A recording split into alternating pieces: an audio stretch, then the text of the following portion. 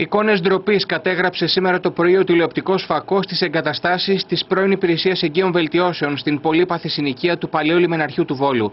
Τα κτίσματα που βλέπετε έχουν περιέλθει στην ιδιοκτησία του Πανεπιστημίου Θεσσαλίας προκειμένου να αξιοποιηθούν για τις ανάγκες του Ιδρύματος, ωστόσο εγκαταλείφθηκαν στη μοίρα τους και ρημάζουν. Τα περισσότερα έχουν μετατραπεί σε εστίες μόλυνσης, ενώ σε ορισμένα διαμένουν λαθρομετανάστες. Κατά τη διάρκεια του ρεπορτάζ, συναντήσαμε δύο νεαρούς άντρες που, όπως μας είπαν, είναι από τη Σερβία και έχουν βρει καταφύγιο στα συγκεκριμένα κτίσματα.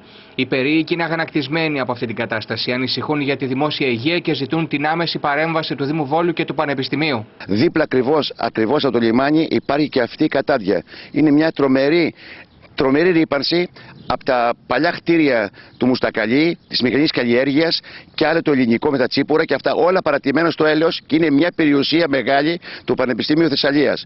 Είναι κρίμα αυτά όλα εδώ πέρα να μείνουν έτσι, να μπαίνουν μέσα. Όποιος θέλει να τραβάει το ρεύμα, να μένει μέσα στα αυτά τα σπιτάκια. Είδατε, αν δείξετε τα πλάνα, θα τα δείξει στη τηλεόραση, είδατε τι γίνεται μέσα από το σκουπίδι. Θα πάθουμε, τι να πω τώρα, χολέρα θα πάθουμε εδώ μέσα. Είπανε ότι να βοηθήσουν εδώ πέρα όλοι γιατί δεν έχουν λεφτά το Πανεπιστήμιο, να σαριστούν αυτά όλα, να μείνουν τα κτίρια τα γερά, να καθαριστεί, να τα λάβει ο Δήμος, να περιφράξει, να βάλει μέσα πράσινο, να κάνει δύο μπασκέτες, να κάνει δύο παγκάκια, να κάνει μια παιδική χαρά που λείπει από την γειτονιά εδώ πέρα. Τα παιδάκια ξέρουν πού να πάνε να παίξουν. Δίπλα υπάρχουν συνέχεια οικόπεδα που είναι παρατημένα. Στο εσωτερικό των κτισμάτων, όπου κάποτε στεγάζονταν οι υπηρεσίες του Δημοσίου, έχουν συγκεντρωθεί σήμερα τεράστιες ποσότητες από σκουπίδια και ακαθαρσίες.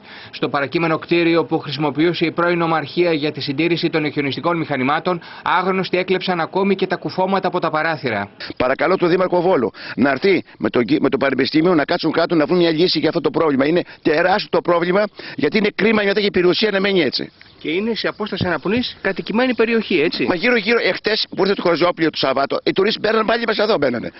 Και καθόμαστε μπροστά γιατί ντρεπόμαστε στα κάτοικοι του Βόλου, τις συνοικίες να μπαίνουν μέσα εδώ και να βλέπουν. Και του βλέπουμε από εκεί παρακαλώ. Γιατί γυρνούσαν πίσω, βγαίνανε κανονικά, γυρνούσαν πίσω και μπαίνανε να δουν πραγματικά τη συνοικία να μπουν. Και μπαίνανε μέσα εδώ σε αυτό το χώρο. Και τα είδατε και μόνοι σας τι γίνεται εδώ πέρα γύρω-γύρω.